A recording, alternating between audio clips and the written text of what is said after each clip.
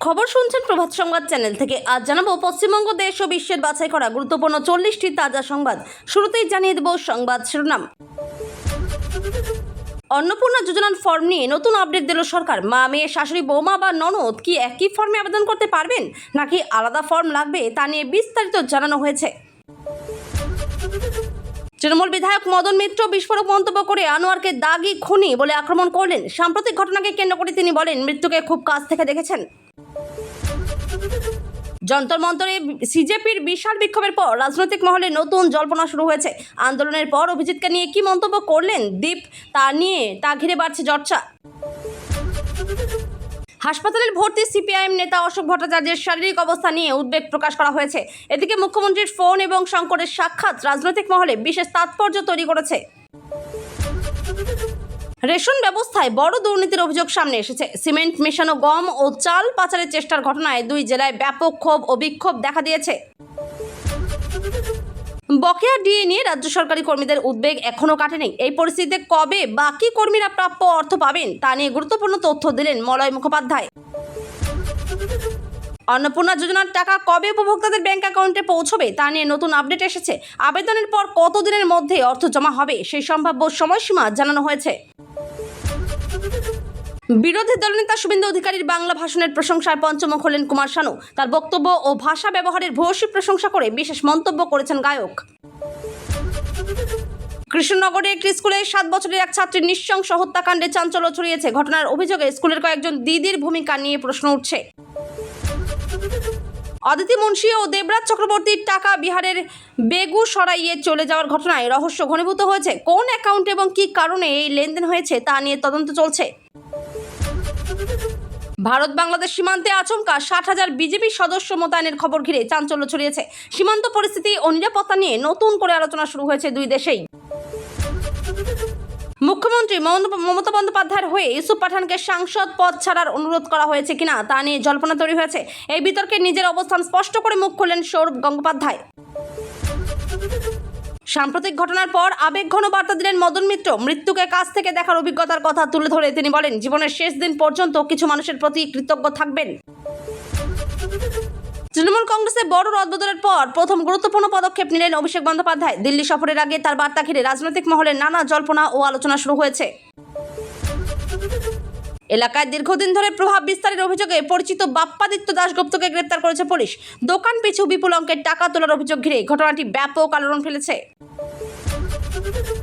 মাসিক বেতন মাত্র 6,000 টাকা হলেও এক ইঞ্জিনিয়ারের বিপুল সম্পত্তির হদিশ মিলেছে। তদন্তে কোটি কোটি টাকার সম্পদ ও একাধিক সম্পত্তির তথ্য সামনে আসায় চাঞ্চল্য তৈরি হয়েছে। বাপ্পাদিত্য দাশগুপ্তের বিরুদ্ধে ওঠা অভিযোগ নিয়ে মুখ খুললেন আইনজীবী পারমিতা দে। তিনি দাবি করেছেন, এমন পরিস্থিতি তৈরি করা হয়েছিল যে রিকশা চালকদেরও তাকে না তোলার নির্দেশ দেওয়া হতো। সরকারি কর্মীদের ডিএ বৃদ্ধি নিয়ে নতুন জল্পনা তৈরি হয়েছে। তবে বেতন বাড়লেও কিছু নির্দিষ্ট শর্ত এবং অতিরিক্ত খরচ বহন করতে হতে পারে বলে দাবি করা হয়েছে প্রতিবেদনে। দুর্নীতি নিয়ে কড়া ভাষায় তৃণমূলকে আক্রমণ করলেন মুখ্যমন্ত্রী। বিভিন্ন ক্ষেত্রে অনিয়মের অভিযোগ তুলে তিনি বলেন, পরিস্থিতি এমন যে ব্রিগেডকেও জেলে পরিণত করতে হতে পারে।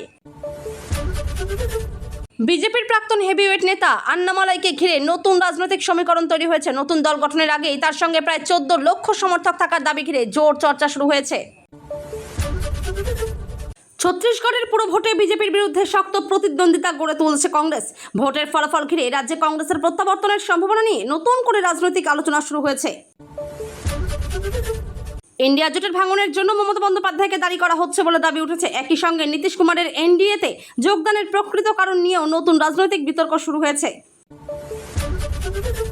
তৃণমূলের কঠিন সময়ে দলবদল করে যাওয়া নেতাদের ফেরার সম্ভাবনা নিয়ে জল্পনা বাড়ছে। দিলীপ ঘোষকে বাবুল সুপ্রিয়র ফোন ঘিরে রাজনৈতিক মহলে নানা প্রশ্ন উঠতে শুরু করেছে। 2019 সালের সিএ বিরোধী আন্দোলনের সময় মুর্শিদাবাদের ট্রেনে অগ্নিসংযোগের ঘটনায় ফের তদন্তের নির্দেশ দেওয়া হয়েছে। পুরনো ফাইল খুলে নতুন করে তদন্ত শুরু হওয়ায় বিষয়টি আবারও আলোচনায় এসেছে। অবৈধভাবে ভারতে প্রবেশ করে দীর্ঘ 13 বছর ধরে বসবাসের অভিযোগে মুর্শিদাবাদ থেকে 5 বাংলাদেশি নাগরিককে গ্রেপ্তার করেছে পুলিশ। ঘটনাকে কেন্দ্র করে নিরাপত্তা ও সীমান্ত নজরদারি নিয়ে প্রশ্ন উঠছে। দিল্লিতে তৃণমূলের অন্দরে বড়সড় রাজনৈতিক পরিবর্তনের ইঙ্গিত মিলেছে। এক সাংসদের মন্তব্য ঘিরে জল্পনা তৈরি হয়েছে যে লোকসভায় শীঘ্রই গুরুত্বপূর্ণ কিছু ঘটতে পারে। 2023 সালের এক নাবালিকা নিগ্রহ মামলাকে কেন্দ্র করে নতুন করে বিতর্ক তৈরি হয়েছে। অভিযোগ, মামলা প্রত্যাহারের জন্য চাপ দেওয়া হচ্ছিল, আর সেই সূত্রেই এক তৃণমূল কাউন্সিলরকে গ্রেফতার করেছে পুলিশ। কলকাতা পুর নিগমের লক্ষ লক্ষ টাকার বালতি উদ্ধার হওয়ার ঘটনায় চাঞ্চল্য ছড়িয়েছে। বিহারের একটি জমি থেকে উদ্ধার হওয়া সামগ্রী ঘিরে এক তৃণমূল কাউন্সিলরের বিরুদ্ধে অভিযোগ উঠেছে। ভ্রমণ প্রেমীদের জন্য সুখবর, কলকাতা থেকে হিমাচল প্রদেশের যাতায়াত আরও সহজ হতে চলেছে। নতুন ট্রেন পরিষেবা চালু হওয়ায় সিমলা ও মানালি ভ্রমণে সময় ও সুবিধা দুটোই বাড়বে। সদ্য ক্ষমতাচ্যুত তৃণমূলের অন্দরে বড়সড় ধরপাকড়ের আশঙ্কা তৈরি হয়েছে বলে জল্পনা চলছে। প্রায় 150 জন নেতার একটি তালিকা প্রস্তুত হয়েছে বলে দাবি ঘিরে রাজনৈতিক মহলে তীব্র চর্চা শুরু হয়েছে। আগামী 20 জুন রাজ্যজুড়ে পশ্চিমবঙ্গ দিবস পালনের ঘোষণা করা হয়েছে। এই কর্মসূচিতে প্রধানমন্ত্রী নরেন্দ্র মোদীর উপস্থিতি থাকতে পারে বলে জানানো হয়েছে, যা নিয়ে রাজনৈতিক মহলে জোর আলোচনা শুরু হয়েছে। অসম সরকারের বিপুল ঋণের বোঝা নিয়ে উদ্বেগ প্রকাশ করেছে আদালত। প্রায় 1.77 লক্ষ কোটি টাকার ঋণ রাজ্যের আর্থিক অবস্থার উপর কতটা প্রভাব ফেলতে পারে তা নিয়ে প্রশ্ন উঠছে। পুজো কমিটির আর্থিক হিসাব নিয়ে ডাকা এক সালিশি সভায় উত্তেজনা চরমে ওঠে। গণপ্রহারে গুরুতর আহত এক তৃণমূল নেতার মৃত্যুর ঘটনায় এলাকা জুড়ে শোক ও ক্ষোভের পরিবেশ তৈরি হয়েছে। গরমের ছুটি আরও বাড়ানো হবে কিনা তা নিয়ে নতুন জল্পনা তৈরি হয়েছে। স্কুল খোলার বিষয়ে নবান্নের নির্দেশ ও পর্ষদের অবস্থান নিয়ে অভিভাবক ও পড়ুয়াদের মধ্যে কৌতূহল বাড়ছে। আবাস যোজনায় বড় পরিবর্তনের ইঙ্গিত মিলেছে। এবার বাংলাতেও সেলফ সার্ভে পদ্ধতি চালু হতে পারে, যার মাধ্যমে উপভোক্তাদের তথ্য যাচাইয়ের নতুন ব্যবস্থা গড়ে তোলা হবে। দীর্ঘদিন ধরেই নানা অভিযোগে অভিযুক্ত তৃণমূল নেতা কৈলাস মিশ্রকে বিহার থেকে গ্রেপ্তার করা হয়েছে। তার বিরুদ্ধে ওঠা অভিযোগের গুরুত্ব নিয়ে রাজনৈতিক মহলে ব্যাপক চর্চা শুরু হয়েছে। ঋতব্রতদের রাজনৈতিক অবস্থান ও কর্মকাণ্ডের নেপথ্যে অন্য কারো ভূমিকা রয়েছে কিনা সেই প্রশ্ন তুলেছেন কুণাল ঘোষ। তার ইঙ্গিতপূর্ণ মন্তব্য ঘিরে রাজ্য রাজনীতিতে নতুন বিতর্কের সূত্রপাত হয়েছে। ভোট পরবর্তী হিংসায় নিহত বিজেপি কর্মীদের পরিবারকে চাকরি ও এককালীন আর্থিক সহায়তা দেওয়ার ঘোষণা করা হয়েছে। জুন মাসেই এই প্রক্রিয়া শুরু হতে পারে বলে জানানো হয়েছে। প্রবল দাবদাহে মুম্বাইয়ের বহু পরিযায়ী শ্রমিক খোলা মাঠে রাত কাটাতে বাধ্য হচ্ছেন। ছোট ঘরে অসহনীয় গরমের কারণে তাদের এই দুরবস্থার ভিডিও সোশ্যাল মিডিয়ায় ব্যাপক আলোড়ন ফেলেছে। নদী ভরাট করে বেআইনিভাবে ক্যাফে নির্মাণের অভিযোগে নতুন বিতর্ক তৈরি হয়েছে। এই ঘটনায় শওকত মোল্লার ছেলেকে নোটিশ পাঠানো হয়েছে এবং বিষয়টি নিয়ে তদন্ত শুরু হয়েছে। এতক্ষণ শুনছিলেন সংবাদ শিরোনাম। বিস্তারিত খবর শোনানোর পূর্বেই আপনাদের কাছে করব একটি ছোট্ট অনুরোধ। আমাদের চ্যানেলে নতুন হয়ে থাকলে চ্যানেলটি সাবস্ক্রাইব করে পাশে থাকবেন। আসছি বিস্তারিত খবরে। এখানেই শেষ নয়, যন্তর মন্তরে বিশাল বিক্ষোভের পর আরও বড় আন্দোলনের ইঙ্গিত।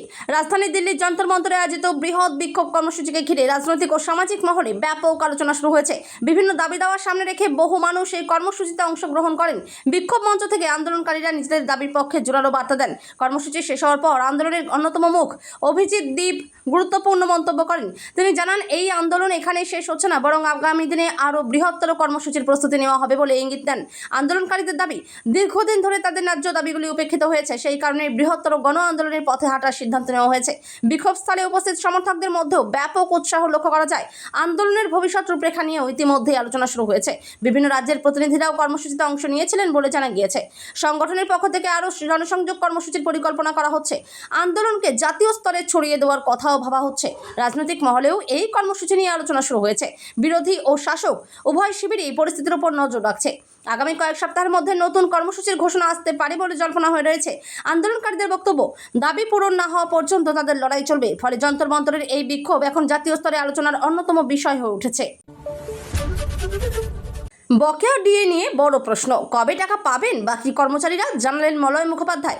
বকেয়া মহার্ঘ ভাতা বা ডিএ নিয়ে রাজ্যের সরকারি কর্মচারীদের মধ্যে দীর্ঘদিন ধরেই অসন্তোষ রয়েছে। সম্প্রতি এই বিষয়ে গুরুত্বপূর্ণ মন্তব্য করেছেন কর্মচারী সংগঠনের নেতা মলয় মুখোপাধ্যায়। তার দাবি, এখনও বহু কর্মচারী এবং অবসরপ্রাপ্ত ব্যক্তি তাদের প্রাপ্য বকেয়া অর্থ পাননি।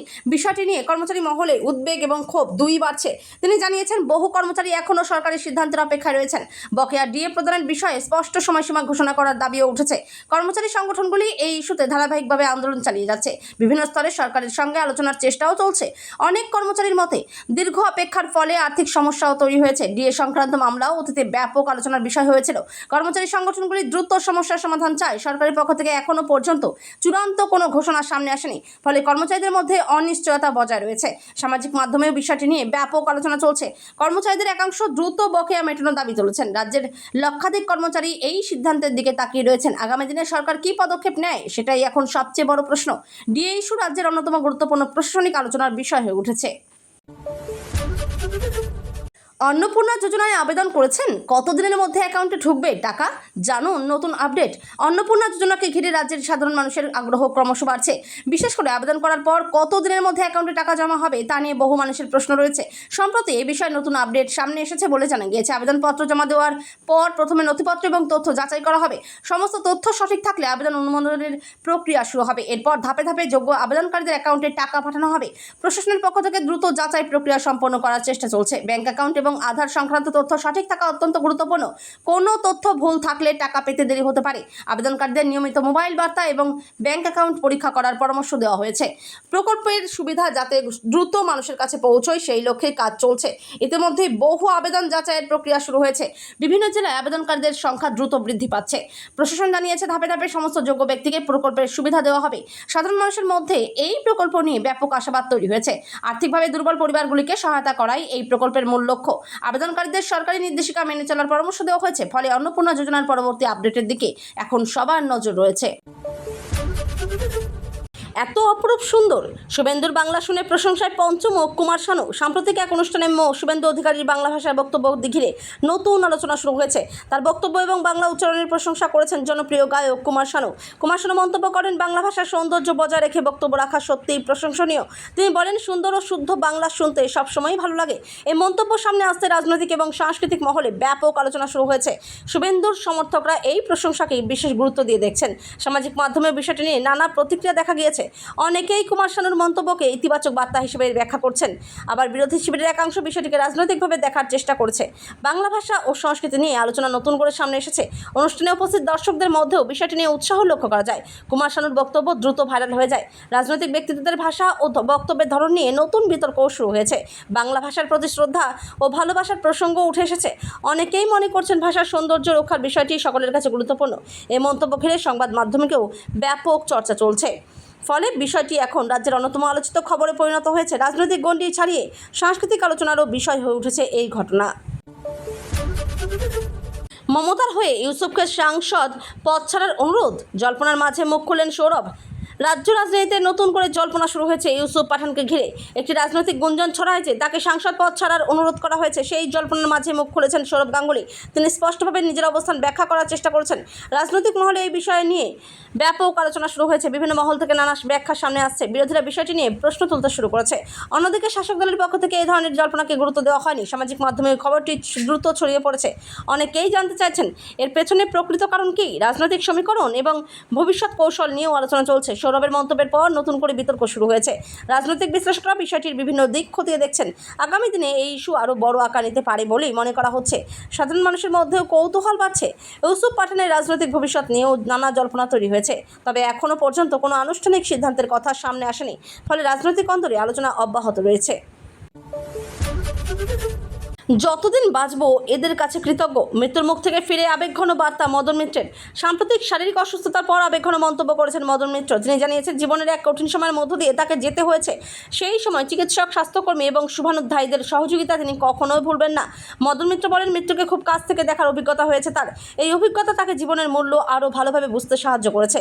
তিনি সকলের প্রতি কৃতজ্ঞতা প্রকাশ করেছেন। তার দ্রুত সুস্থতা কামনা করে বহু মানুষ শুভেচ্ছা জানিয়েছেন। রাজনৈতিক দলের সহকর্মীরাও তার পাশে দাঁড়িয়েছেন বলে তিনি উল্লেখ করেন। চিকিৎসকদের ভূমিকাও বিশেষভাবে তুলে ধরেছেন তিনি। আবেগঘন এই মন্তব্য সামনে আসতেই সমর্থকদের মধ্যে আলোড়ন তৈরি হয়েছে। সামাজিক মাধ্যমেও তার বক্তব্য নিয়ে ব্যাপক আলোচনা শুরু হয়েছে। অনেকেই তার দ্রুত আরোগ্য কামনা করেছেন। রাজনৈতিক মহলের বিভিন্ন ব্যক্তিত্ব তার সুস্থতা নিয়ে শুভেচ্ছা জানিয়েছেন।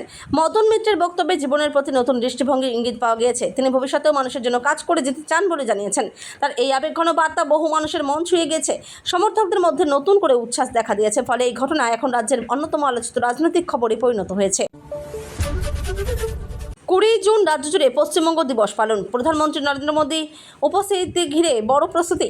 20 জুন রাজ্য জুড়ে পশ্চিমবঙ্গ দিবস পালনের ঘোষণা ঘিরে রাজনৈতিক মহলে ব্যাপক চর্চা শুরু হয়েছে। এই উপলক্ষে বিভিন্ন জেলা এবং ব্লক স্তরে একাধিক কর্মসূচির পরিকল্পনা করা হয়েছে। অনুষ্ঠানে অংশ নিতে পারেন নরেন্দ্র মোদী, এমন খবর সামনে আসতে আগ্রহ আরও বেড়েছে। রাজ্যের ইতিহাস, সংস্কৃতি এবং ঐতিহ্যকে তুলে ধরার উপর বিশেষ গুরুত্ব দেওয়া হবে। বিভিন্ন সরকারি ও সাংস্কৃতিক অনুষ্ঠানের আয়োজন করা হতে পারে। রাজনৈতিক মহলেও বিষয়টি নিয়ে জোর আলোচনা শুরু হয়েছে। পশ্চিমবঙ্গ দিবসকে ঘিরে ব্যাপক প্রচার কর্মসূচি নেওয়ার প্রস্তুতি চলছে। সাধারণ মানুষের অংশগ্রহণ নিশ্চিত করতে বিশেষ উদ্যোগ নেওয়া হতে পারে। বিভিন্ন শিক্ষা প্রতিষ্ঠানেও বিশেষ অনুষ্ঠান আয়োজনের সম্ভাবনা রয়েছে। সাংস্কৃতিক জগতের বিশিষ্ট ব্যক্তিদের আমন্ত্রণ জানানো হতে পারে। প্রশাসনের তরফে নিরাপত্তা ব্যবস্থার উপরও বিশেষ গুরুত্ব দেওয়া হচ্ছে। রাজনৈতিক পর্যবেক্ষকদের মতে এই কর্মসূচির আলাদা রাজনৈতিক গুরুত্ব রয়েছে। সামাজিক মাধ্যমেও বিষয়টি নিয়ে ব্যাপক আলোচনা শুরু হয়েছে। রাজ্যের বিভিন্ন প্রান্তে উৎসবমুখর পরিবেশ তৈরির পরিকল্পনা করা হচ্ছে। কর্মসূচির বিস্তারিত সূচি ধাপে ধাপে প্রকাশ করা হতে পারে। সরকারি স্তরের প্রস্তুতি ইতিমধ্যেই শুরু হয়েছে বলে জানা যাচ্ছে। সাধারণ মানুষের মধ্যেও বিষয়টি নিয়ে ব্যাপক উৎসাহ দেখা যাচ্ছে। ফলে পশ্চিমবঙ্গ দিবস এবার বিশেষ গুরুত্ব নিয়ে পালিত হতে চলেছে।